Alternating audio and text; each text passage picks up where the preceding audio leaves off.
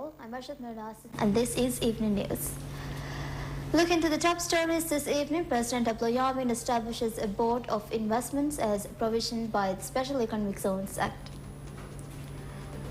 Vice President of Police Integrity Commission PIC Muhammad Farhad says that the Commission's investigative mechanisms need to be strengthened further to allow its function effectively.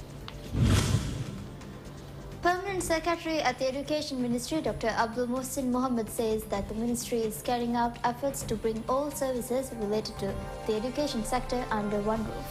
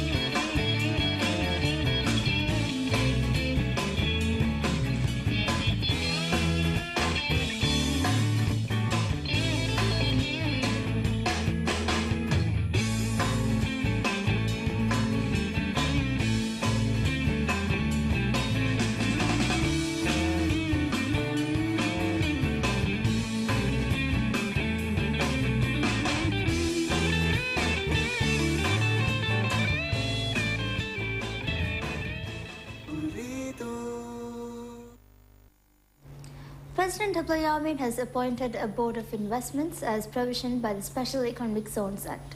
The committee will oversee important issues relating to the special economic zones, including the granting and nullification of authority to establish these zones. President Yamin appointed the Minister of Tourism Ahmed Adib Abdul Ghafoor as chairman and Minister of Economic Development Mohammed Saeed as vice chairman of the committee. Other members appointed to the committee are Minister of Fisheries and Agriculture Dr. Mohammed Shaini, Minister of Environment and Energy Tariq Ibrahim, and Minister of Youth and Sports Mohammed Malik Jamal. Vice President of Police Integrity Commission PIC Muhammad Farhad says that the Commission's investigative mechanisms need to be strengthened further to allow it to function effectively. Speaking on the TV's Fourth Estate talk show on Wednesday night, PIC's Vice President Muhammad Farhad said that the Commission's investigative mechanisms need to be strengthened to allow it to fulfill its mandate and legal responsibilities most effectively. Farhad noted that the Commission is also facing a lack of resources which poses challenges to its effective functioning. He said that it is concerning that the complaints filed at the Commission lack enough evidence and that lack of evidence makes it difficult to prove cases. The challenges currently are, that lack of evidence by the complaint, along with the complaints. When we get the complaints, certainly it's difficult to prove the cases if there is lack of evidence. That is one area, where if the public is more aware and they are also aware of the importance of the evidences, then I think these challenges can be overcome. But currently, when we get the cases, also currently the lack of resources for the Commission.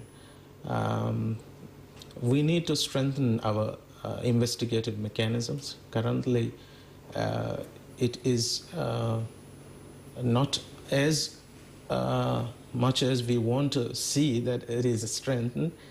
Noting that the Police Integrity Commission requires a separate act, Farhad said that the Commission coming under the Police Act raises questions about its independence from the police institution.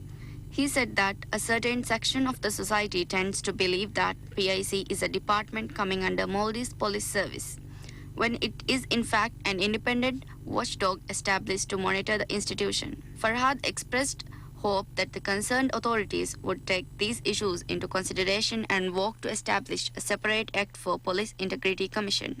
The reason is currently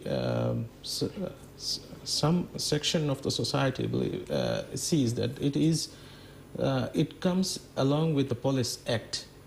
So the independence of the Commission is sort of lacking. So which we feel, there should be an independent law so that the public confidence also will be more.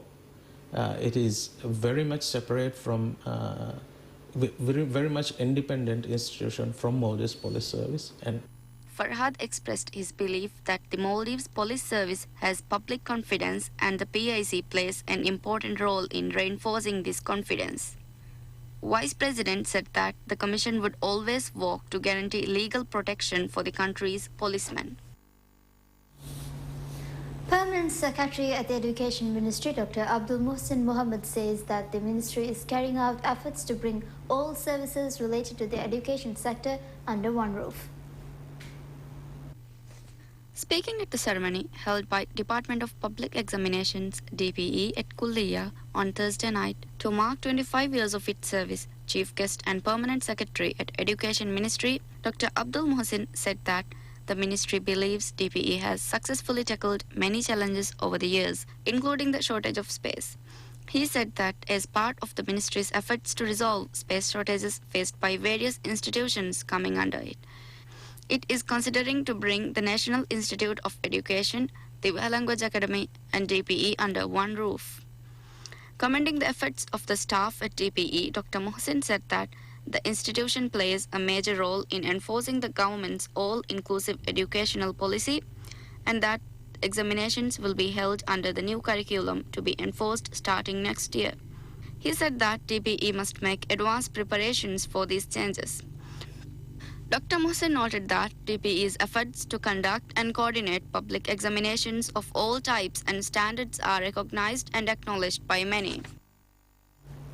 Police say that some samples collected from the investigation into the missing EveningNews reporter Ahmad Rilwan's case are to be sent abroad for further testing.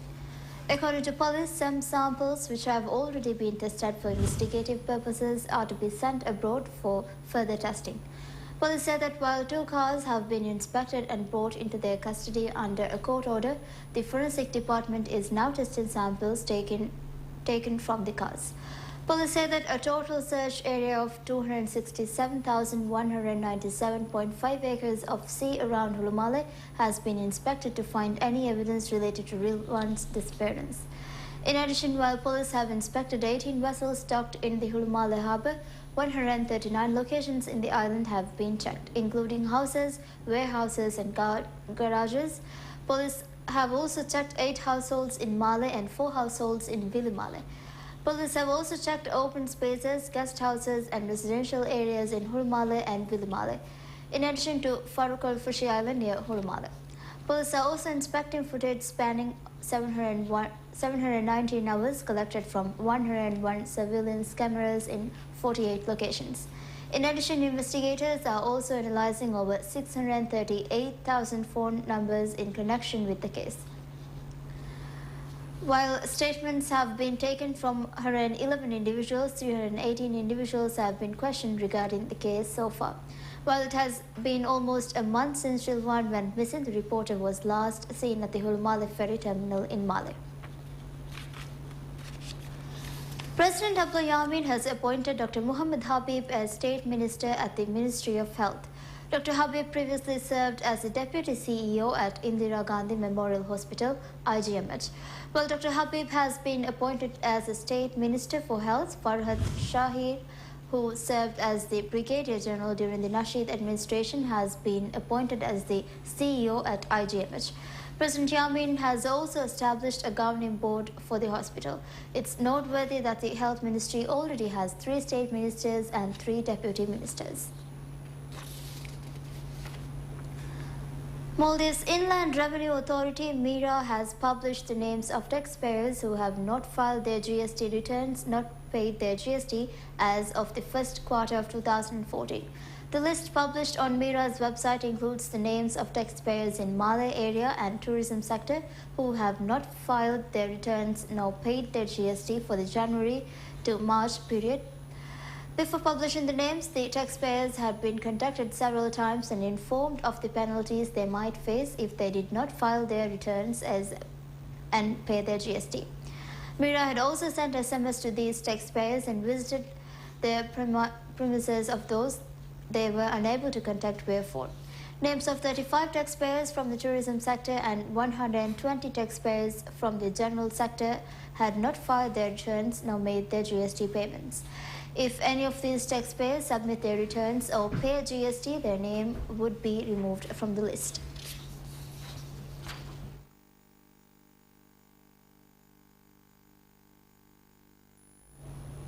It's all what we have for today. Thank you for watching and have a pleasant night ahead.